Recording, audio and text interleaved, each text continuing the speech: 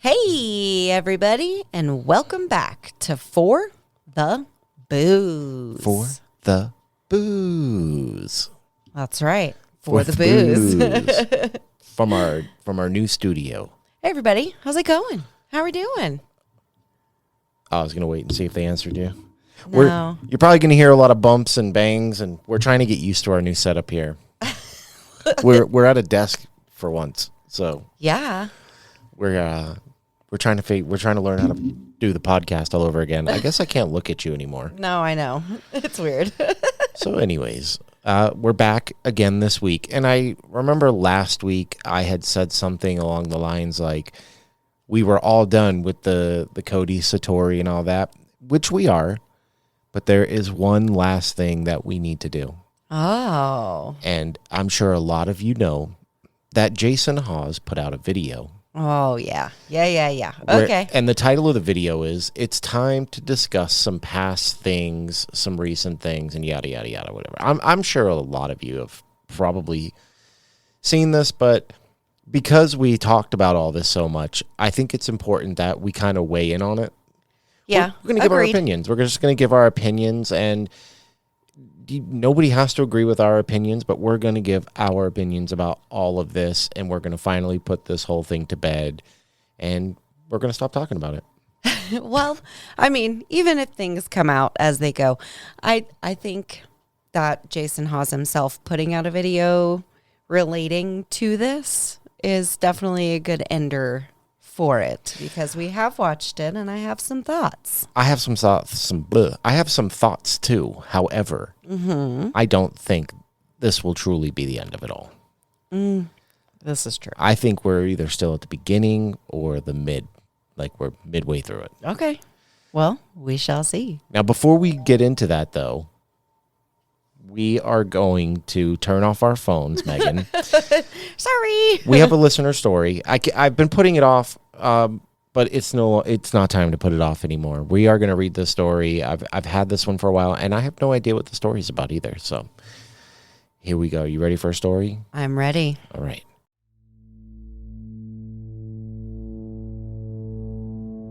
Now, this story was sent in by Eric. I'm not going to give his last name. I'm not sure if he wants to give his last name. It says, Megan and Steve, hope all is well and you have been able to enjoy your time off. Looking forward to hearing you both next week. I'm still a bit of a skeptic. It is waning, despite a few rather vivid encounters. One of those I would like to share with you. The year escapes me.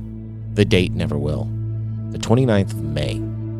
I recall the evening being louder than normal, in addition to being directly on the main street of a busy little town, and all of my inconsiderate neighbors moving their grand pianos hourly. The old building was creaking and barking far more than usual as she weathered a healthy spring storm. Sitting on the couch, enjoying a cocktail in the latest episode of Antiques Roadshow, I thought to myself, I'm really surprised the power hasn't, and then it did. Hey Siri, Lumos. With my handy magical flashlight, I made my way to the kitchen to mix another beverage. Siri, Knox. Flashlight went out, and the house lights came back on. That's when all the sound, cars, house, rain, stopped, and I saw a man sitting on my couch. He wore a fedora-style hat, think 60s, and a long coat, soaked with rain as he stared into the darkness out of my window. Hello? I squeaked out in a wavering voice, taking a step forward to the living room, my foot landing in a puddle of water. I'm sorry, said the apparition. But it wasn't audible. It was as if I heard it in my thoughts. The room was charged, feeling no ill intentions. Without speaking, I asked, "What do you have to be sorry about?" The lights dimmed as he replied, "I thought it would fix it." Then it clicked. The last I said to him was, "I miss you dearly, my friend. I have forgiven you." The shrill sound of my horrible ringtone, of course, he was gone. Wiping tears from my face, I let the call go to voicemail. Seconds later, Messenger goes off. A note from a buddy, and it read, "I know this is going to sound crazy, but I swear I saw Neil today. Master Sergeant Neil Morrison, until we meet again, brother." Thanks, guys. I never told any of our friends about this. He passed away in 2015. My hero and my best friend. 22 a day. Never thought he would be a part of the statistic. Shake the hand of a soldier and thank them whenever you get a chance. Best wishes, Eric. Sent from his iPhone.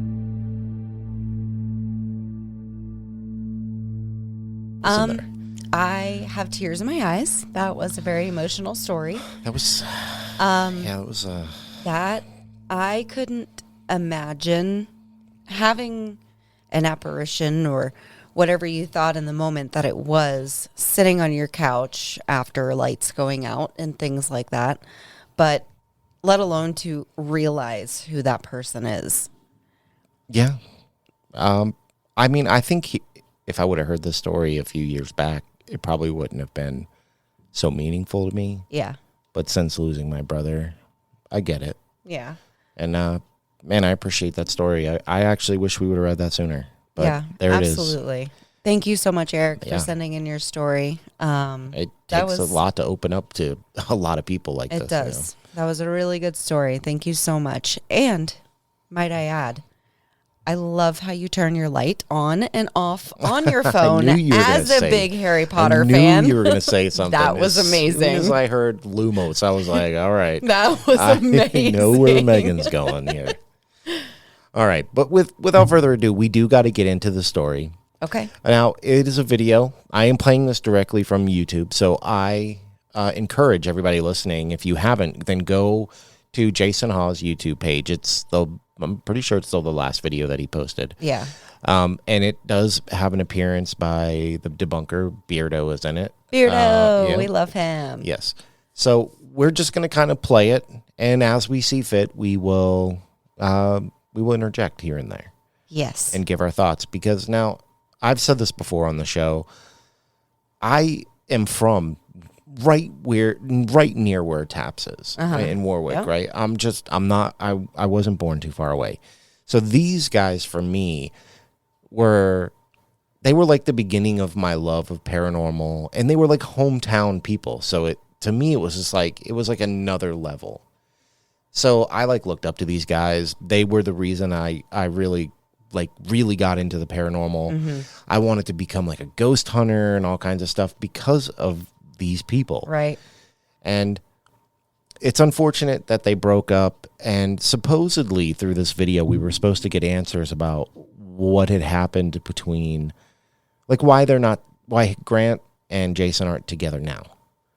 So I say we get into it. I'm trying to say what we're going to do without giving too much away. Yeah. I think we should just There's a lot in this. There's a lot in this video. There really is. So let's get into this. All right, let's do it. So there's been a video that came out recently by a gentleman by the name of Beardo. Actually, I spoke with him a few times since, asked him if I could use parts of his video, just because I don't ever really respond to a lot of these things that are out there. Because we all know, the internet can be crazy, but he was respectful. He was decent. Though some things I might not like, it doesn't mean I have to dislike the guy. So I'm going to list his video, the address, and a link underneath. So check it out if you get a chance, and we'll go from there. But I want to play his video. Now, here's where I want to say that I definitely respect him for that. Absolutely. Because it takes a lot, being a public figure like that, there's a lot of people who are just going to trash on you. People who have opinions, whether you like them or not, yeah, and they will be voiced. I have opinions on Jason Hawes, but I like that he can kind of let it roll off. Yeah. So I just wanted to throw that in there. Yeah, I agree. I like that he accepts it, and he knows people have their opinions. But does he accept it? He says he does. Let's find out. And just answer these questions. People have asked, about mine and Grant's relationship and where we stand. Are we still friends? Will we ever work together again? The the situation about my daughter, my thoughts on past evidence that was caught, or some things that were questionable. And Beardo brings them all up. So you know what? Why not respond to it openly and honestly? So I'm going to play his video. Please just understand that whether you're a follower of mine, Beardo's, whatever, there's no reason to hate each other. So let's just watch the video, and I'll pause it here and there, and we'll comment. Okay? So here we go. So this is where we're going to get into. Originally, Beardo had made a video about all this, where he literally plays. Now, all right, if you're an old school fan of Ghost Hunters, which I know you are, I definitely am. but if you, the listener, are, there was a Halloween Live that came out in, I don't even remember, 2012 maybe? Something. It has to like be that. sooner than that, because we met in 2012. Oh, yeah, that's true. Maybe it was, I don't remember exactly when. I'm not going to sit here and try to keep guessing. But during the live, there was the infamous jacket pull. Yes. A lot of you are probably going to know exactly what I'm referencing. But if you're out there and you don't, just look up Ghost Hunters jacket pull. I'm sure you'll find it. Yeah, absolutely. That was kind of the gist of Beardo's original video. So yeah, we're gonna get to hear Beardo now. If you haven't watched him yet, please go watch him. He's really good. Freaking awesome. Weirdos, boils and ghouls, how are we all doing? So in my quest for real ghosts and fake ghosts and everything in between, there are some teams that you can't mention paranormal investigations and not mention these teams. You know, the big boys. And I've already done a video on Most Haunted, who are pretty bad. And then you've got Zach Baggins and co. And Zach Baggins and co are quite hard to make videos on because they are relentless with the copyright. And the other big team are Ghost Hunters, aka T.A.P.S. Now, out of the big three teams, T.A.P.S for me were always more believable. I enjoyed them. I watched loads of them. I watched T.A.P.S International. It wasn't quite as good, but I enjoyed it. The reason I enjoyed them was they used to debunk a lot, and they don't do it so much now with the stuff that comes out now. And I think Grant is back and been back, and there's been separate shows, and it all got messy. And it all got messy pretty much as soon as Grant had this hood pull. And I'm going to get to that because I want to come in here. I felt the same way about T.A.P.S. They were always quick to be like, was it paranormal? Yeah. Let's test it. Let's see. I think they did more of that than anybody I had ever seen at the time, where, you know, they were really, really big. And I respected that a lot. At the time, you really only had Ghost here in America. You only had Ghost Hunters and Ghost Adventures. I mean, there might have been some small ones back then. I can't really remember. But at the time, those were the big ones. Yes. Oh, okay. yes. And we all know the Ghost Adventures will say they try to debunk them, but it wasn't the same. Ghost Hunters was doing actual debunking where they were trying to recreate sounds that have happened, etc. So I feel very much the same way that Beardo was talking about here. They were great in the way that they weren't all just running out of a room going, it's a ghost, it's a ghost. They would say, what else could it be? And they would try to, and they were going into people's homes trying to convince them, like, you don't need to be scared. You know, this is what we believe it is, or this is what we caught evidence of. Yeah. So, and they were truly trying to help people. Yeah. So it could go either way, but they were always there to find the actual truth of it all. Describe what I think happened. As a matter of fact, I'd say I know what happened. And then he leaves the company to do other things. I don't think he left. I think he was told, you better leave before we fire you because of credibility. All right. So first I want to respond to that. Okay. So, well, his whole, they used to debunk, they don't debunk anymore. Now, a lot of people don't realize that, first off, we still do debunk. Now, a network is in charge of all the shows that air on their network. We're in control of where we investigate, our teams, whoever's on our team. We're in control of production. They all work for us. We don't answer to them. But again, the network is in control of the episodes that air. So say we went out and did 30 investigations. Well, the network can decide that they only want to air these 15 investigations because they had more activity. So it's tough. We still debunk. We debunk all the time, but the network has control of what airs on their network. So we could film all year long and only have, 12 to 13 episodes that actually air. And I think you can see that because there's some shows out there that seem to have endless episodes, but they catch something at every investigation. So you got to take that into consideration and wonder. We've always kept it real. So it's always been about going and trying to figure out what's happening, but then leaving it up to the network what episodes they air because we have no control of that. That's the one thing we do not control. So go from there. And the reason I want to delve back into T.A.P.S is the way Jason Hawes defended his daughter. It kind of rubbed me up the wrong way because while I agree I would stand up for my daughter, it would be, you have been caught in a lie. You have to come clean. I will have your back. Now, this is the big thing. And there are other people who've made videos on this where, like, nobody expected Jason to not have Satori's back. Right. I mean, she started coming on the show when she was a teenager. Yeah. And, like, she's been around a while. Yeah. I mean, his relationship with but he has two daughters. They both used to come on the show. Yeah. But Satori is kind of following in his footsteps. But what, Beardo is right here. Like, I get sticking up for her, but she's an adult. And Yes. she really what he needs to do is say, come out, tell the truth. I'll still have your back no matter what. Because the thing is like people do things on TV, and it seems like if people see it on TV, they either are like, I don't like this show, or they just swallow it whole. Mm-hmm.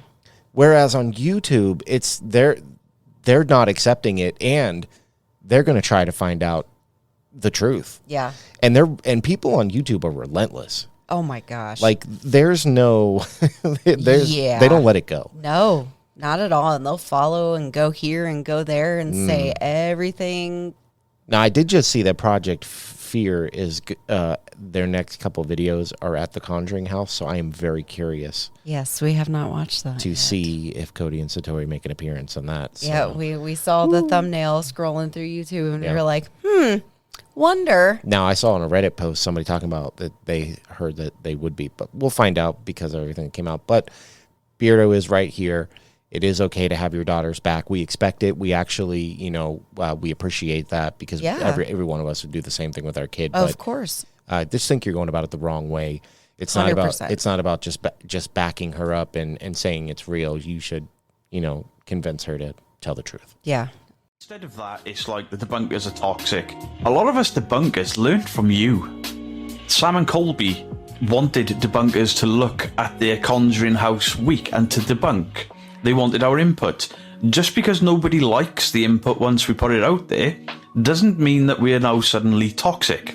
We did exactly what you guys wanted. And a lot of us just did what Jason Hawes and Grant used to do way back in the day.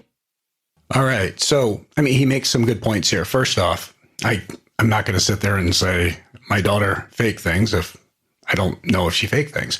So I do want to apologize to Beardo and whoever else might have taken my past video, any offense to it, because the least thing I would have ever meant was to like everybody come off as if I was everybody making got the mad at that. debunking community seem toxic. The debunking community is my community. I think there were a bunch of things that came out. People were saying, questioning things about my daughter, Satori, and Cody. And that's fine. It's fine to question. But there were some individuals, and some people said this never happened, but I had to delete the comments. I know it happened. Some people made it a personal attack where they started attacking people's looks and other things and just making fun of people. And that is where those are the things that were sent to me to view. So I sat down, I didn't pre-plan anything, and I just made a video from the heart. I just, talking about how it just didn't have to be negative. And that video, you can see it. It's on the YouTube page, my YouTube page. But if I came off as I was saying that the debunking community was toxic, or I seemed as if I was attacking the debunking community in general, I have to step up and just say, I'm sorry. I did not mean that. And I have the utmost respect for the debunking community. I think they're the most important community when it comes down to the paranormal, because they're the ones really looking for the truth. And I don't want people not to look for the truth when it's my daughter. I mean, look for the truth. I actually spoke to Kenny Biddle, who many of you might know Kenny. He's a very good friend of mine. And I spoke to Kenny when this whole thing came out and people were starting to question it. And I sent Kenny a text. Feel free to ask him, saying, hey, man, I know we're friends. I'm never going to ask you not to. You have a job to do, and I'm never going to ask you not to. So you do you, and just remember, in the end, we'll still be friends. And he called me, and we had a conversation for like 45 minutes about it.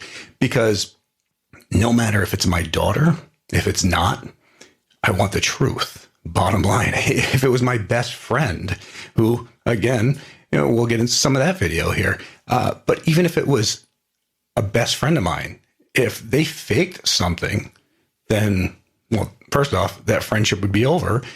Secondly, I'd call them out, because I'm not going to let them or anybody else take down everything I've tried to build because of a stupid choice. So, but I just wanted to say that. So again, Beardo, and to all the other fellow debunkers out there, if I ever made you feel like I was directing anything towards you, I greatly apologize. It had nothing to do with you. There were some personal attacks, and that's what I was venting about. Again, it was just a father standing up for his daughter. So much love to the debunking community, and a sincere apology if I ever made any of you feel that way. So here we go. I'm not offended by anything he said, but I thought, I mean, he definitely shouldn't have called everybody assholes. Well, that's the big thing, is like, I feel like he's kind of scrambling here. Yeah. Because if it was just about people being like that, I think it would have been more specific in the original video. Mm-hmm. So it's no wonder that everybody kind of took it the wrong way. Yeah. Because he came off very harsh, which, again, understandable, but I'm just going to be honest. I don't believe for a second that he doesn't know that his daughter's not faking. I just don't. He knows. He knows, but I get... They've been doing it for how long? They've been doing it for... Well, Cody's been doing it for a decade. Before he even met Satori. So, I mean, I get what he's doing, but it's wrong. In my opinion, it's not taking the right path here. But I don't lose any respect for him for sticking up for his kid. And I do like that he, came back around and apologized for making anybody feel, a certain type of way. I mean, I appreciate that he apologized, but I still kind of feel like he's kind of scrambling. I absolutely agree. All right, let's get back to Beardo here. I want to show a little clip of why I was invested in this show for a while. Because they didn't behave like other ghost hunters where they was running and screaming, and then, even though it was a little bit more dramatic with the soap effect things, the actual investigations, they debunked a hell of a lot. They put homeowners at ease, and I enjoyed that. And it's kind of what I do from this chair. So this is the clip that I want to show you of why I love this channel, and probably what started to turn me into a debunker. They had reports of a ghost of a female laughing in a bathroom of a restaurant or a hotel. I can't remember, and I'd have to go back and try and find which season, which episode, which would be an absolute ball ache, and then I'd have to pull it off Amazon Prime, which doesn't allow me to screen record, so I've got to find it through other channels on YouTube, and the footage is going to be grainy and horrible. That's the only way I can do this, but I want to show, in the interest of fairness, why I enjoyed these guys so much in the beginning. Claims of a lady laughing. Ladies' room. Were the reports women's laughter? What? As soon as we opened the door, we heard a woman laughing. Who's that laughing they're talking about? Now, the initial few seconds when they walked into that room, you hear the laughter, you're like, wow, they caught something. And then as soon as they look up, they know where it's coming from. And instead of claiming it to be a ghost, they go looking. Where's it coming from? Right there? Like a speaker. What? Hold on, let's see if we can lift this crap up. Yep. Let's see what's up there. It's a speaker. Oh, yeah. There's a little I see speaker. the sensor right here. Debunking as they go. This, and they did this quite a lot. I remember an episode, and I can't find it, where there's a bar where the lights are shaking.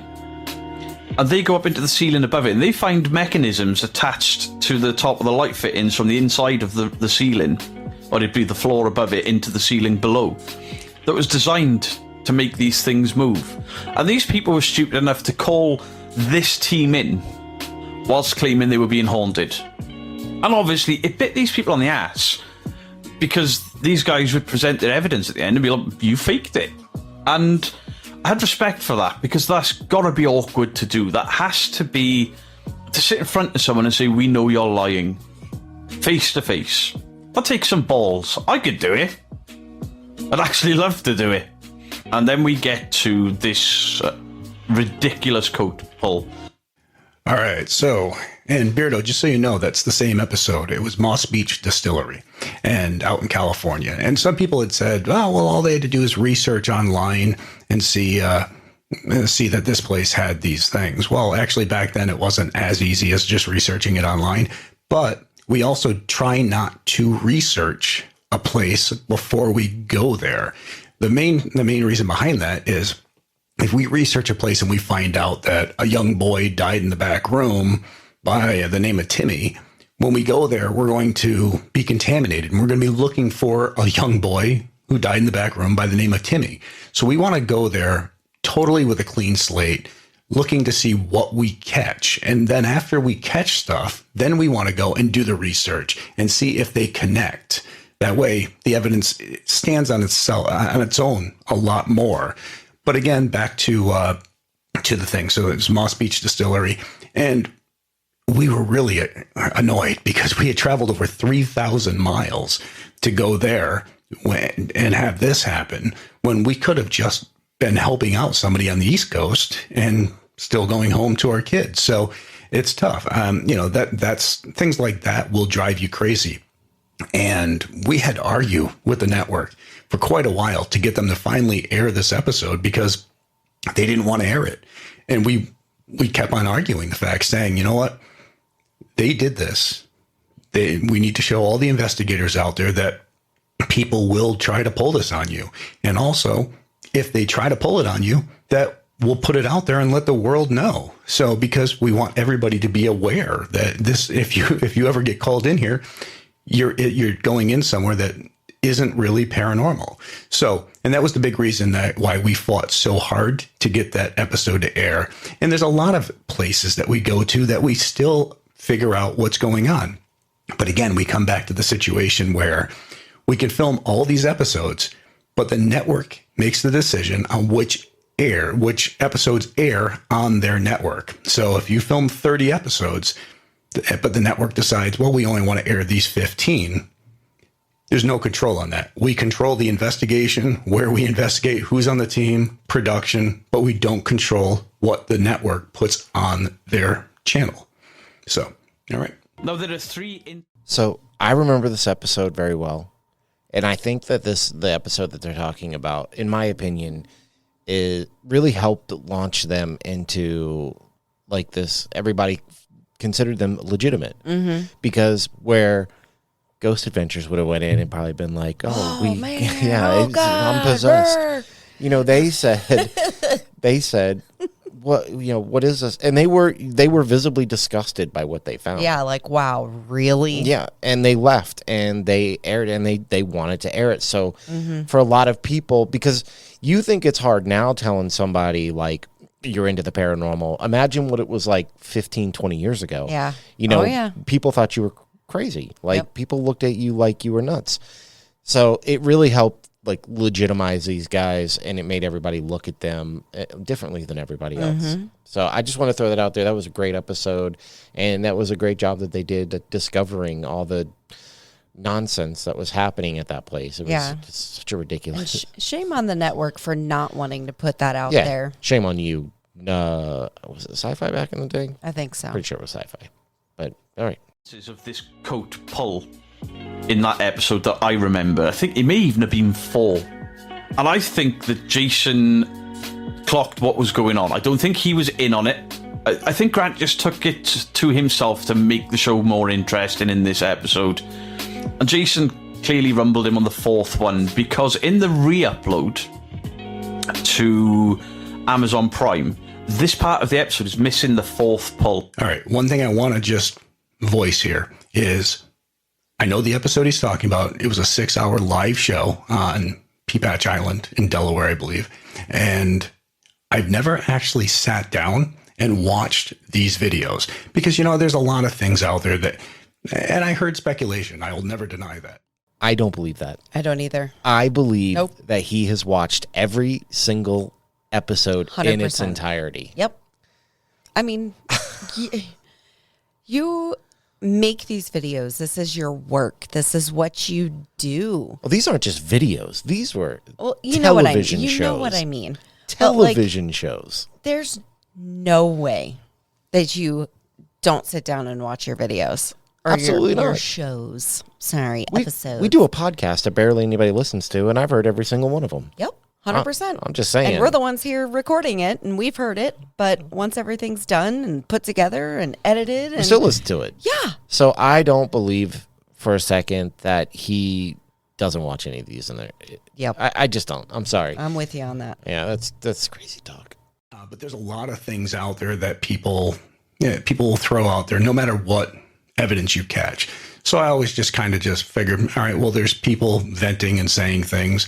I caught bits and pieces of the videos here and there, but I never sat down and analyzed. So I'm going to do that now with Beardo showing the video. So nothing to hide. Be straightforward and honest. There's only 3 pulls. All right, so we're going to take an ad break now. Okay. Seems like a good spot because this is a major turning point in the story. Yes. This is like the thing that kind of, whatever, you all probably know what it is. So this is where we're going to take a break, and we'll be right back.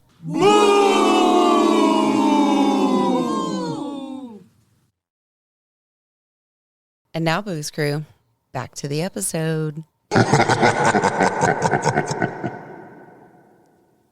So now we're about to get into, I guess, for me, this basically the next half of this is what I thought was going to be the answers to everything that I ever wanted to know about why Ghost Hunters isn't around anymore. So, but we're going to get in.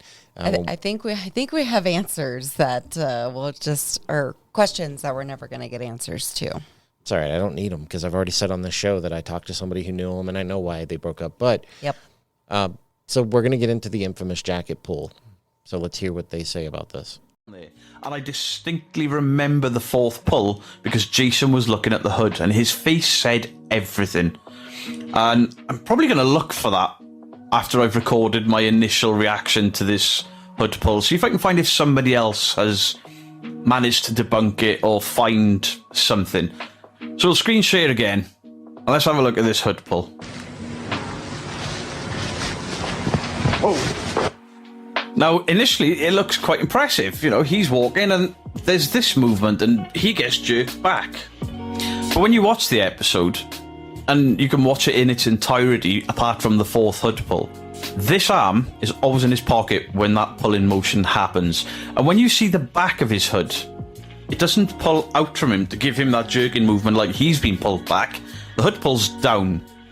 How has this happened? Because Jason checks his hood and there's nothing that he can see. Well, if you cut a hole in the lining of your jacket from the inside, run a wire and stitch a wire to the inside of that hood. You can give it a little yank as you're walking. And that's pretty much what happens. But I don't think he's actually pulling it with his hand.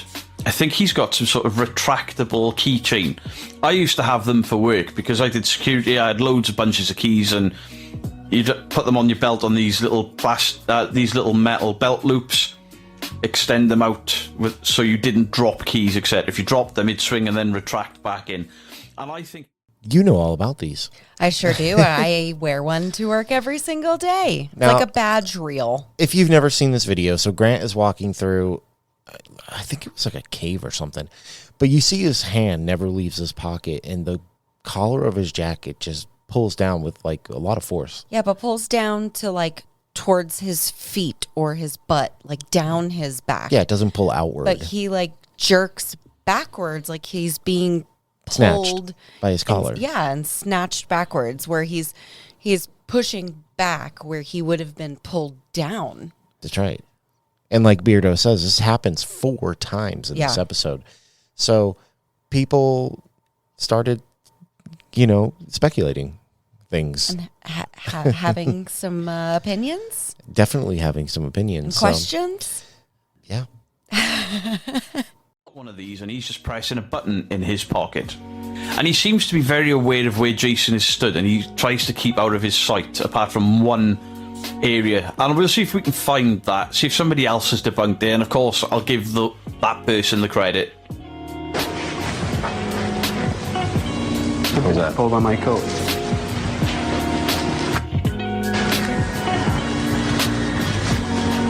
Oh! Now, it pulls... If the hood is there, it pulls inwards and down. It doesn't pull out. So why is he jerked backwards like something has yanked him back? The hood pulls down, he throws himself back. It doesn't... It looks odd.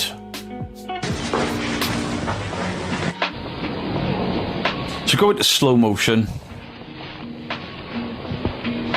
The hood pulls down. Ugh.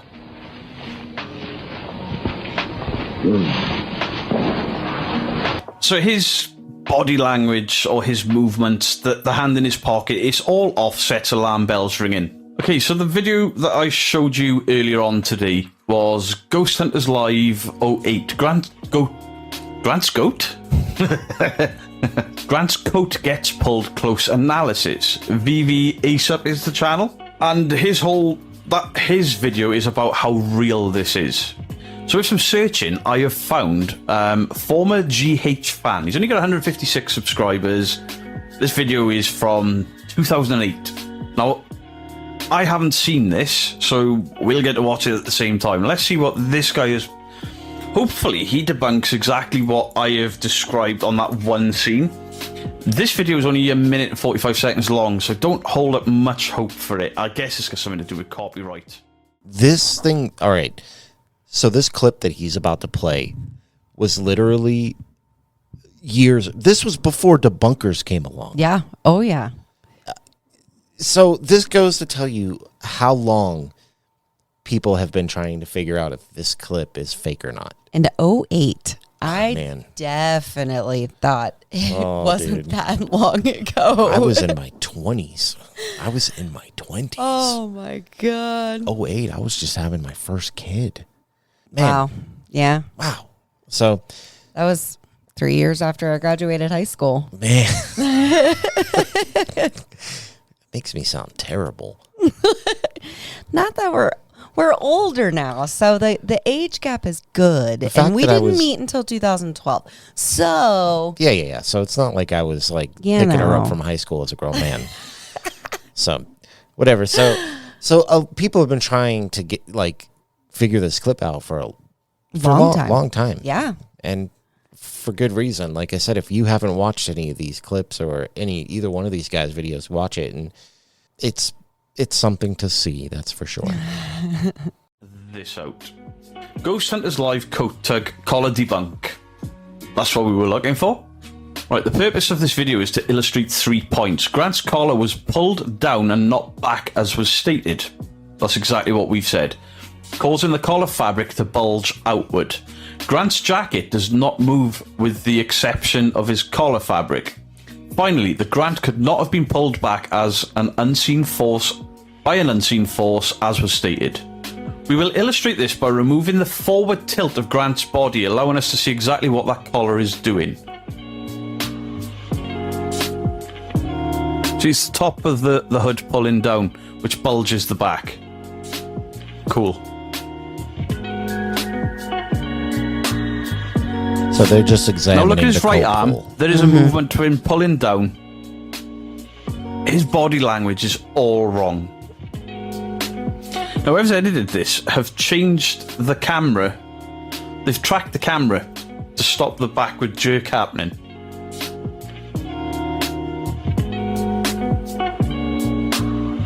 There's the top pulling down, this part bulging out. Spot on. But his arm, look where his arm is in his pocket. There's something off. Even the way he's looking, he's kind of...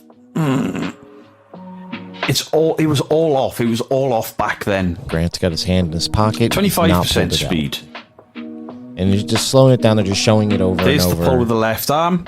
There's the hood pulling in and the pop bottom bulging out.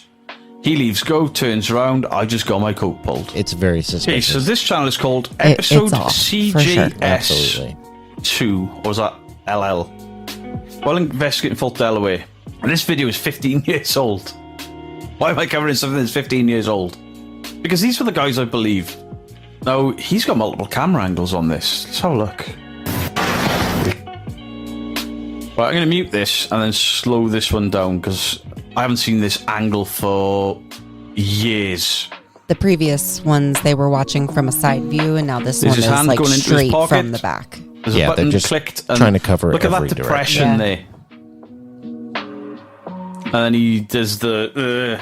it's the exact same motion on that hood. Let's watch this again. Watch his right hand into the pocket. It goes, pull. So he just keeps slowing it down more and more. And then he from just different bounces angles. backwards like something has pulled him, even though that's clearly pulled his hood down from the top. He almost lunges backwards. Yeah. So Jason It at this does. point, thank you for the subscription, Andy Bird. Jason at this point is having a good look. He's got, obviously, the thermal imaging camera inside the hood, so he can see. So that's what's going on.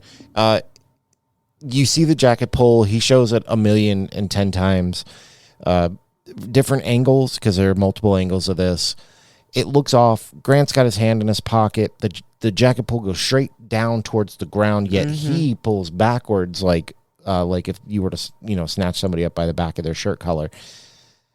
And nothing about it looks right. It doesn't. It looks very off. Just his movement compared to the way that the jacket moves. Yeah, it looks... And if you watch the jacket pull, if you look directly, you can see the center of where there would be something attached to his collar. Yeah, there's not like a...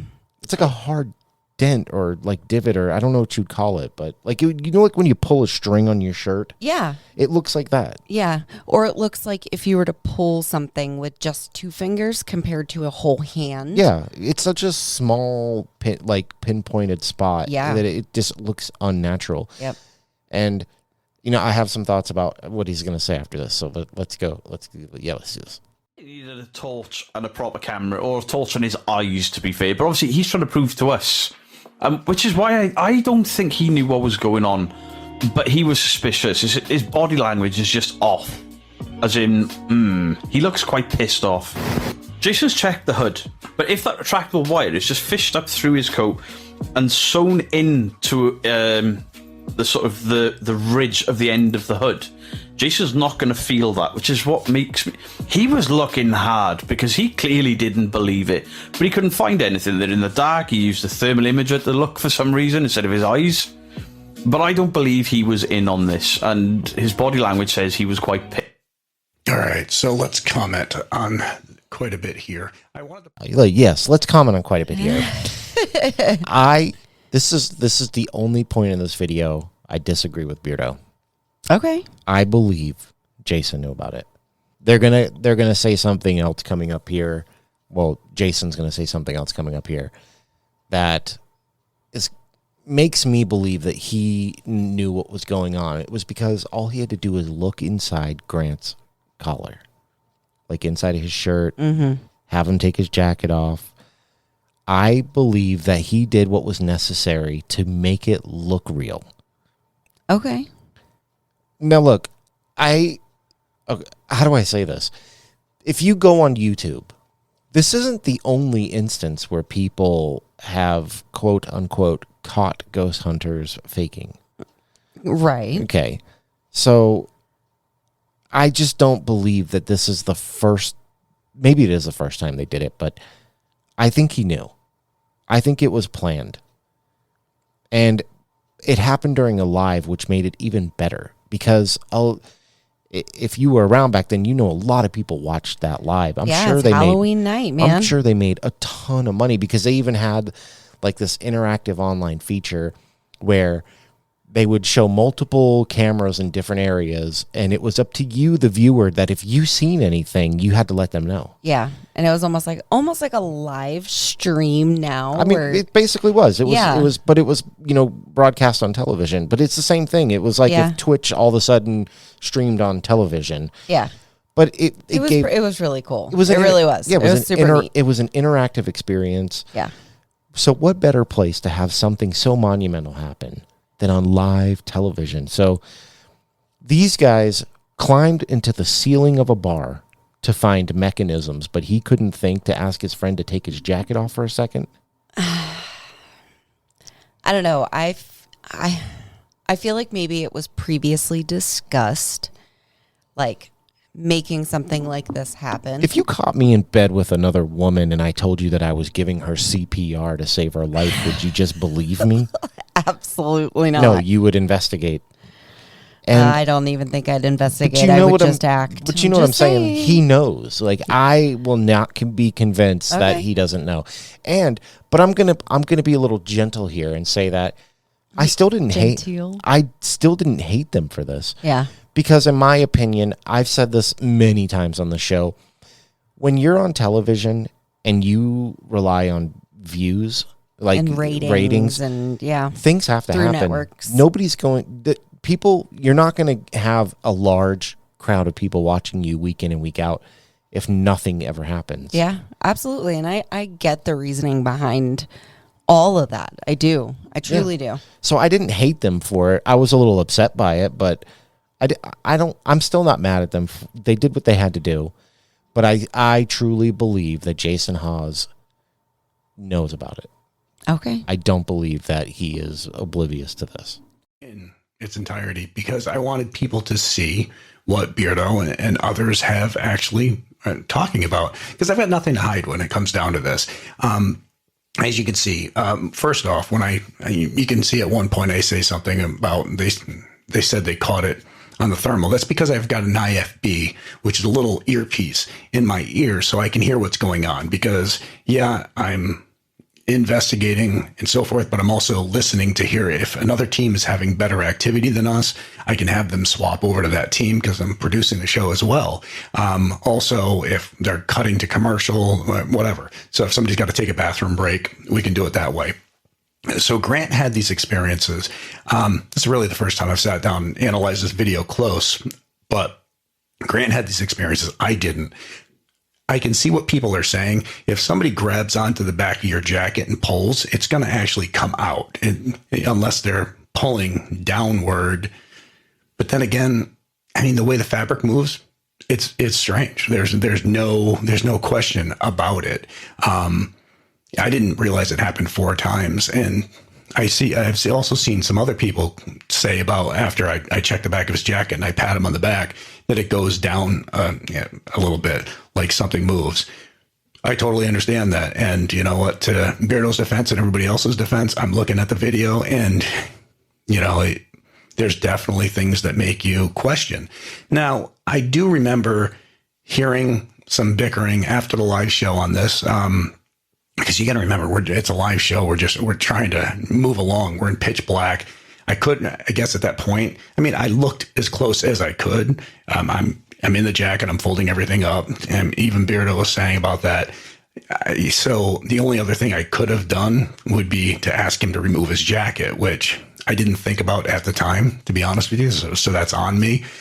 But I looked as good as I could while I was in there, because trying to figure out what's going on.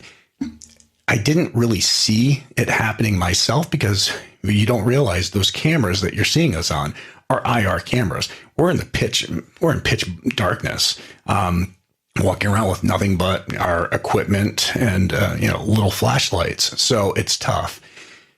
So upon looking at that video, I can definitely see where people would be questioning some of the things that happened. There's no question on that.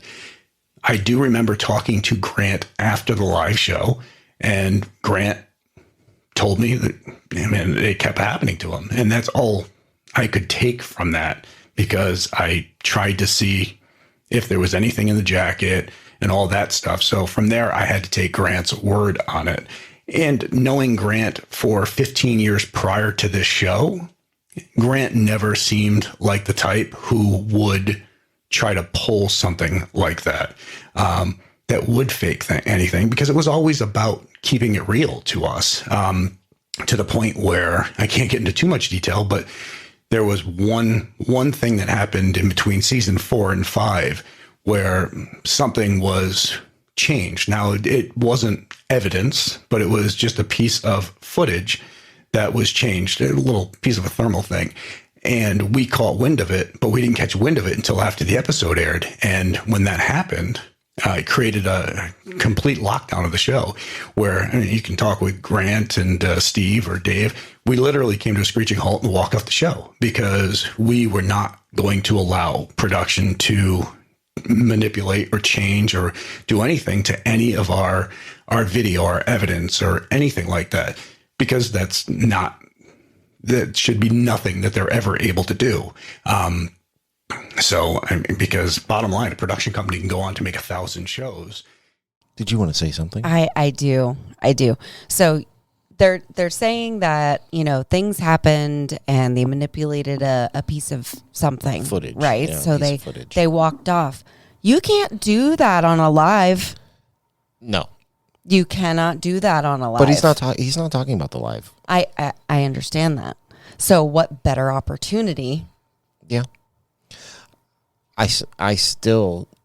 How do you climb into a roof to look for a mechanism, but you can't ask your friend to take your jacket off? I'm sorry. I'm stuck on this. I get it. And but I want to throw this out because I forgot to mention this in the beginning. The fact that Jason Hawes is making this video alone, it's time to discuss past things. We will never know the truth unless we get a video that has him and Grant both in the video telling us what happened, because Jason's not going to say things that are going to out him. Mm-hmm. Right? So nobody will ever get the truth unless it's both of them telling the truth in the same video. It's a one-sided story. There's I don't know how else to say it, but when I saw this come about, I was like, oh, we're finally going to get to hear what really went down after all these years. I was so excited. I remember I even commented on Jason Hawes' post about this video, and said something along the lines of, well, if it's just you and Grant's not there, then what is this really worth? Mm-hmm. Because there is two sides. Yeah, you're not going to make yourself look bad. Right. So that really bothers me about this whole thing, is that you don't get the title of this video. It's time to answer everybody's questions, and then not expect somebody to be like, well, where's Grant? What does he have to say about this? Mm-hmm. So it just really rubbed me the wrong way when I first saw this video come about. They destroy your reputation in one, then you've got nothing left, but they're going on to make thousands of shows. So, and I remember talking with Craig Pellegrini, the owner of Pilgrim Films, great guy who was always pretty much, the only reason we ever agreed to do the show was because Craig said, I just want to send cameras with you to follow you and document you guys. You do what you're going to do. So it was always, even with him, it was about keeping it real, because that's what it's always been about. So again, looking at this video, I'm not going to deny there's some things that make me question it. But then again, also knowing Grant, I don't think that he would have ever done something like that. So I can go from there, but I see what you mean. It's, if somebody grabs onto a jacket and pulls it, it's going to come like this. It's not going to go down like that as if it's going in. So, yeah. All right. Well, let's see what else Beardo's got here. Whereas the T.A.P.S team, they took everything seriously, scientifically. They debunked as they went, and then it got a little bit too blown out. And now that Jason has, come out and basically said, I've I'm Jason Hawes. I work for T.A.P.S. I am legitimate. I've always been legitimate and I wouldn't stand for fakery. Well, maybe because Grant left the show. And I think it's left the show after that hood pull. Was it all linked? Was he pushed out or told, you need to leave because we all saw what you did? Possibly. But if Jason had any integrity, surely he would have addressed that hood pull was fake.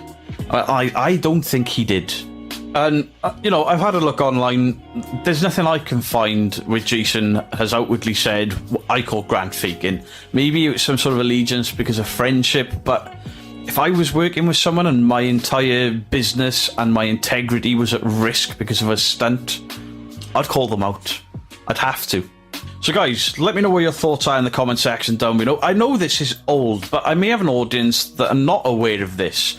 Or there may be some people that remember watching this way back in the day and then never knew anything else about it afterwards. So it's good to remind ourselves that even the guys that we considered to be the best were not infallible to fakery and somebody in the team deceiving. And I thought it was definitely worth a look. I hope you enjoyed this video. Much love, Beardo out. All right, so I gotta say, respect to Beardo. I mean, he did a great job on this video, and I definitely recommend people check it out and draw their own conclusions from this.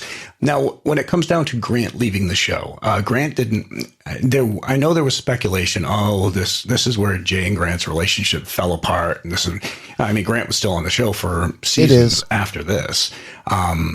So this isn't where Grant decided he was going to leave the show, and this isn't where we started having problems.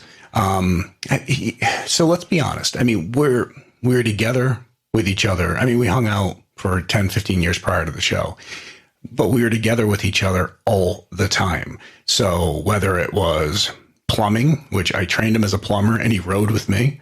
And then for a while, him and his family lived with us.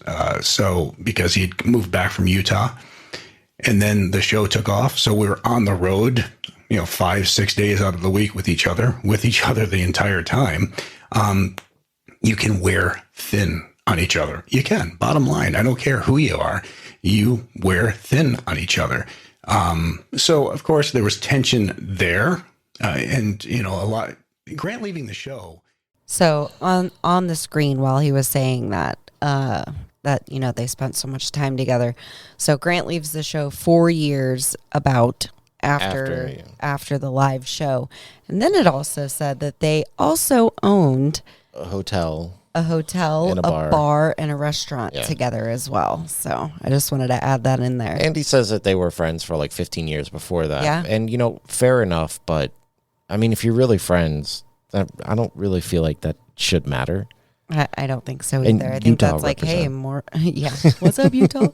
If you're besties, like that's perfect opportunity. It just seems like a convenient out, if in my opinion. Like, okay, yeah. You guys have been friends for this long. You do all these things, outside of even the show together, and then you're mega successful.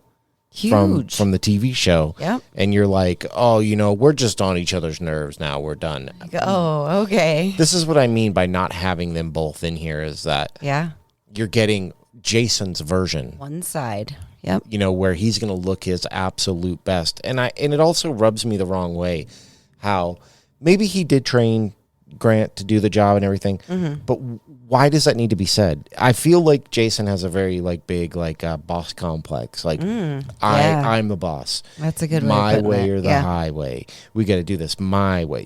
And it rubs me the wrong way, and I don't know. It bothers me that he does that. Agreed. I was okay with. Yeah, it sucked, but I was okay with because I had worked with Steve for longer than I worked with Grant. I had known Steve for years prior to me even knowing Grant. So I was okay with it. And also, again, because it's just you wear thin on each other. And he left because he had his own personal issues. Those are his own private business, and I'll let him contend with that. But I think, if I had known if I had known for sure that was fake, I just admit to it because, hey, that video would go viral. So it would be a win-win for me. I looked. I couldn't see anything. And even Beardo had said, I looked to the best of my ability. I had checked that. I don't think Grant would do that. So you guys can draw your own conclusion. Watch the videos. Make your own choices. I think where it came down to me and Grant and our issues was at one point. So we had decided that we didn't want to be with that network anymore. And just because it was kind of a headache dealing with them. So we owned the show. So we just pulled it from them, stopped doing the show. And then a few years later, we were asked if we would do the show for a different network. They wanted to do a reboot. And initially, Steve, me, Grant, Dave, all of us, Sherry, we all said, okay, yeah, we'll do it. And then for whatever reason, Grant decided that he wasn't going to, and that's fine. But then they asked me to do the show, Ghost Hunters, without my team. They wanted to cast a bunch of people around me. I didn't care for that. I didn't like that idea because Steve, Dave, and the rest of them, they were all friends. I knew them. I trusted them. Nothing against the new people, but I did. I trusted them. I knew them. I had worked with them for so long. It was a routine. We knew each other. But they wanted me to do the show without the team, and I refused. So instead, we stayed together as a team. And I talked with Travel Channel, and we decided that we were going to do a show with them that we could stay together as a team. But right before we decided that we were going to do that show, we were told by somebody that Grant had been approached to do the reboot without the team and with a new cast, and he accepted. So I think that's where, because you know what? First off, we weren't told. He didn't tell us he was thinking about doing it without anybody. We were told by somebody else. And to find out that we had stuck together as a team and our loyalty to one another was that we were going to stay together. And then he chose to do a show where it was a whole new team. That kind of felt, that rubbed us wrong. That did. It felt like, wow, we wouldn't have done the show without you, but you chose to do it without us. So I think that is where mine and Grant's relationship really kind of broke and went our own ways. Now, I still think Grant is a great person. He's still a friend of mine. I'd be there in a heartbeat if he needed me. But that, I think, became the rift between him and us. We stayed together. We did what we did. And then and don't get me wrong, the people who did Ghost Hunters, the reboot, I met some of the best people out there from that show. And Brian and Rochelle, two of my closest friends. I love them dearly. But it just made the rest of us feel like, wow, it was like a gut punch. It was. So that's where we kind of just went our own separate ways. Now, people have asked, why isn't he on Ghost Hunters with you anymore? And to be honest with you, we just didn't know how that would work after what had happened, after the choices that were made over the team, over friendship and loyalty and so forth. So we just did our own thing. And Ghost Hunters, the reboot, started off strong. It kind of started falling. And then it was canceled by A&E, and we were asked if we would take the show back. And we said we'd only do it as a team. We sat around and we agreed we'll only do it as a team. And so we took Ghost Hunters back, and that's where we are today. So understand, we all wish Grant the best. It was just choices that were made kind of didn't sit right with most of us. And from there, we kind of just did our own thing. But this video that Beardo is talking about, please take a look at. Draw your own conclusions. Let me know your thoughts. Kudos to Beardo and the people who've watched the video. Greatly appreciate the support. It's all about keeping it real, everybody. So stay safe and on to the next.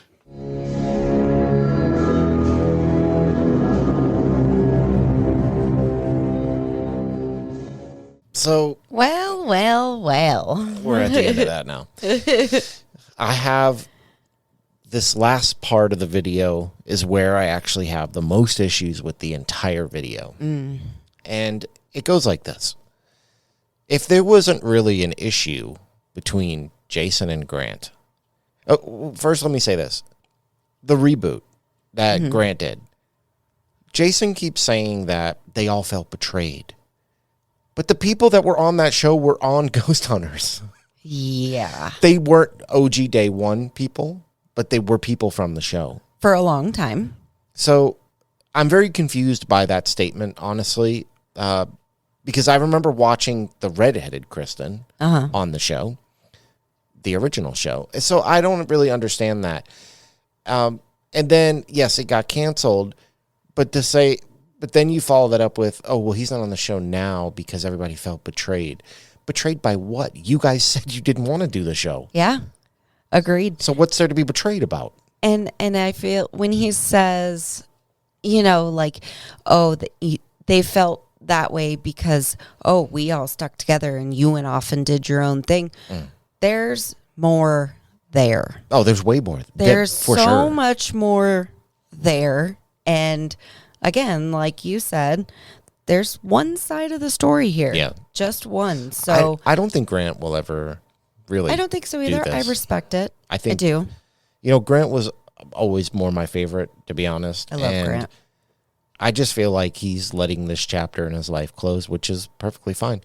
But I don't think we're ever going to really, truly know. I know that I know because I spoke to somebody who knows them. I know. And, of course, in there, he doesn't even touch on that, but whatever. So if you were ever looking for a solid answer about whatever happened to the original Ghost Hunters, well, guess what? Today is not the day either. Yeah. But if, you know, I talked to somebody who knows them and a little birdie told me that, you know, Jason couldn't leave Sherry alone and it kind of ruined things. But, so yeah, there's definitely more there. Yes. And maybe one day if Grant surprises everybody and puts out a video, we'll do another one. But I am truly like over all this. I am too. This isn't like, I don't even really have a dog in this fight, to be honest with you. But it is something that has interested me for a while. But I'm ready to close this book. Just don't watch Cody and Satori. I don't know what else to say. But we do encourage you to go take a look at the Halloween live video and make the decision for yourself. And it's interesting to watch. I do like Beardo's video where he slows it down, analyzing like it's, you know, those extra steps. So if you're interested in that, definitely check out Beardo. Definitely check out Beardo. We love watching his videos. Yeah. And if you want to see Jason Hawes' video, it's JC Hawes, I believe, on YouTube. Just all I did was Google Jason Hawes. It comes up. Or not Google. I just typed it in on YouTube. But that's it. This is where we're going to end this one. So where can they find us?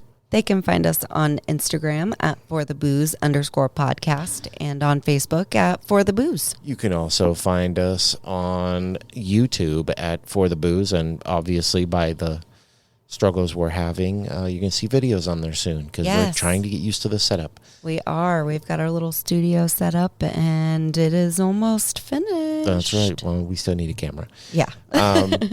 And on X or Twitter, whatever you want to call it, at For the Booze. And if you have a listener story or suggestion, like the amazing one from Eric today, the one that made Megan cry. Oh yes, it was so good. Send that into forthebooze12@gmail.com, and please don't forget to rate and review the show. We really need them. I don't know what else I got to do. Do I need to come to your houses and beg you? I'm not above doing that. If I have to, it kind of be fun too.